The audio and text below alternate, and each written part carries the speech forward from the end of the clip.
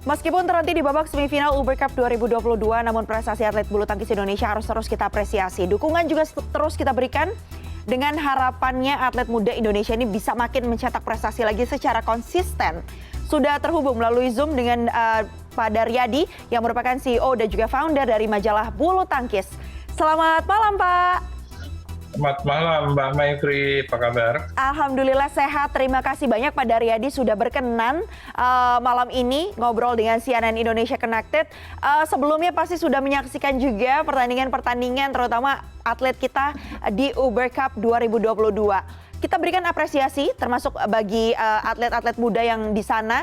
Kalau kita ingat sorotannya Bilkis ya Pak ya, waktu itu luar biasa prestasinya mengalahkan pemain nomor 1 dunia asal Jepang.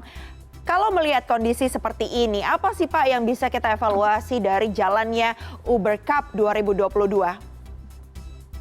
Ya, saya kira apa yang dicapai oleh tim putri Indonesia memang hadir di ajang Piala Uber hanyalah pemain-pemain yang sebetulnya lapis kedua ya. Karena memang lapis pertama ada Grego, kemudian Putri KW, mereka lebih fokus berangkat ke Hanoi untuk tampil di ajang SEA Games. Artinya pemain-pemain yang tampil di ajang Piala Uber adalah pemain-pemain memang yang boleh dibilang hampir 90% adalah pemain yang baru pertama kali tampil di ajang Piala Uber. Dan mereka memang luar biasa, tampil nothing tulus, artinya mereka tergabung bersama tim Jepang, kemudian Prancis dan Jerman.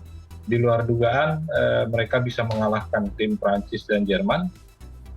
Ini saya kira prestasi yang luar biasa. Jadi ketika berhadapan dengan Jepang, memang sudah diperkirakan akan sulit untuk menghadapi Jepang dengan kekuatan penuhnya. Namun di luar dugaan kita lihat bagaimana Bilkis yang dinaikkan, yang tadinya dia adalah tunggal ketiga, naik ke tunggal pertama berhadapan dengan Aken dan bisa menang mengalahkan Akane Yamaguchi.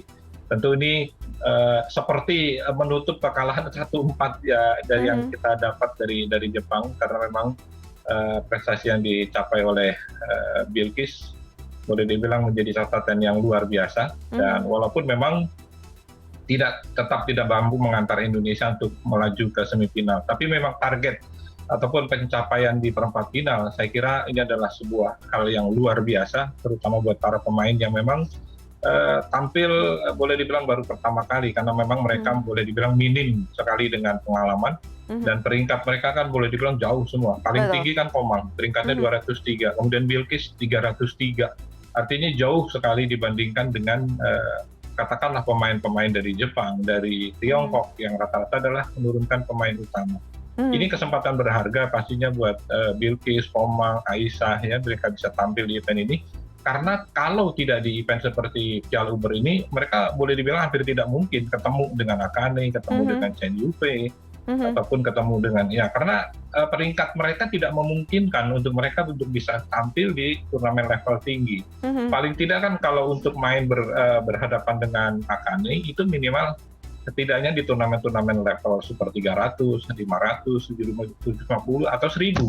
Sementara peringkat mereka dengan yang masih ada di luar 200, paling minim mereka hanya bisa main tampil di turnamen super 100, ataupun juga yang levelnya masih internal seri ataupun juga international challenge. Jadi ini kesempatan berharga saya kira. Ini pengalaman mahal yang dia dapat, walaupun sebetulnya kalau melihat apa yang didapat ini, mudah-mudahan ini jadi awal kebangkitan ya buat bulu tangkis putri Indonesia yang saya katakan situasinya memang sedang tidak baik-baik saja. Saya katakan demikian. Saya sudah menyaksikan bagaimana Susi Susanti di tahun 90 ketika itu berjaya di Asian Games, kemudian di Asian Games Beijing, kemudian tahun 92 ketika dia mendapatkan medali emas di Olimpiade Barcelona. Saya juga hadir di sana melihat. Arti itulah yang menjadi puncak kejayaan. Bahkan di tahun 94 ketika Indonesia di kandang sendiri menjadi juara di Piala Uber, dilanjutkan di 96 di Hong Kong, dan itu adalah pemain-pemain yang memang masih usia muda. Dan kita melihat di situ bahkan Ketika Susi mendapatkan medali emas itu di usia 20, di Olimpiade masih berusia 20 tahun. Bahkan Nah, tahun 94 kita punya pahlawan yang namanya Mia Udina, usianya 14 tahun. Nah, ini menarik Gitu karena loh. kan bagaimana kemudian pertanyaan besarnya agar bakat-bakat muda Indonesia ini bisa terus dilatih, regenerasinya terus jalan, jadi tidak mandek, tidak gaspol di awal saja nih Pak Daryadi, tapi bisa terus konsisten prestasinya baik. Misalnya contoh-contoh Ya, seperti Gregoria Mariska, terus kemudian Bilkis ini saat ini. Jadi momentumnya harus dimanfaatkan seperti apa sih Pak Daryadi? ya, saya kira kalau boleh dibilang Komang, Bilkis, ini kan pemain-pemain yang sebetulnya mau dibilang muda juga enggak juga. Mereka kan kelahiran 2002, artinya usia mereka sudah 20 tahun. Aisyah kemudian juga usia kelahiran 2002. Saya punya pembanding yang namanya An Seyang yang saat ini berada di peringkat 4 dunia dari Korea. Itu kelahiran 2002, artinya seumuran dengan Komang, seumuran dengan Bilkis, selisih 1 tahun, seumuran dengan Putri Kusuma Wardani yang saat ini bermain di Hanoi. Tapi coba lihat rekor bermain dia. An Seyang di usia 20 tahun, rekor bertanding dia 242 kali. Coba lihat yang namanya Pitayapon Chaiwan yang dari Thailand, kelahiran 2021, artinya hanya selisih 1 tahun. Peringkatnya 21 dunia. Berapa catatan pertandingan dia dalam karirnya? 350 kali bertanding. Sekarang kita tengok pemain-pemain kita. Komang yang kelahiran 2002, peringkatnya 203. Baru mencatat 62 kali bertanding. Bilkis yang kelahiran 2003, hanya selisih 1 tahun, peringkatnya 333.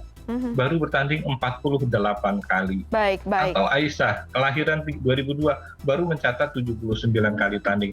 Ini menggambarkan bagaimana jam tanding ini akan sangat menentukan. Jadi ketika mereka, saya melihat mereka kan baru pada mulai masuk nih di pelatnas di Januari, di usia yang saat ini baru katakanlah, saya melihat sih usia 20 tahun itu sudah ketinggalan gitu loh.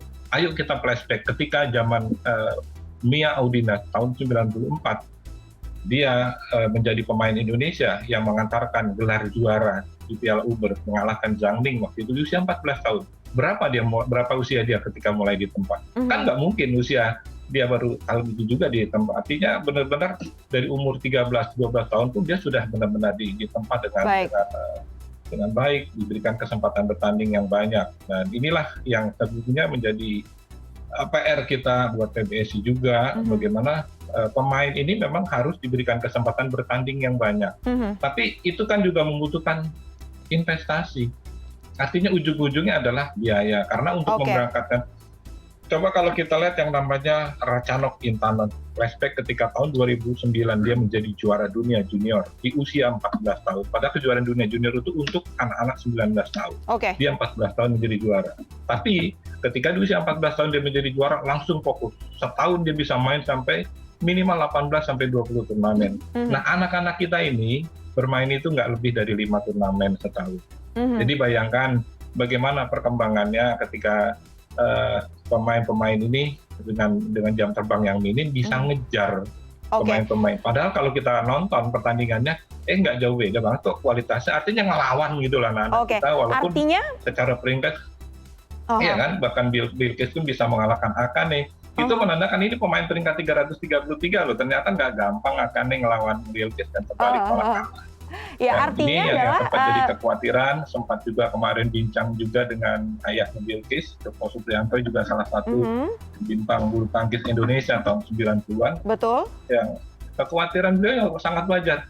What next gitu loh. Ini apa cuma sini aja gitu loh. Berikutnya terus programnya apa, itu yang dikhawatirkan. Jadi saya melihat anak-anak ini kalau terlalu banyak diparkir ya, dalam artian hanya ada latihan, tapi minim jam bertanding turnamennya, saya kira akan berat. Gitu, Mbak Maifri.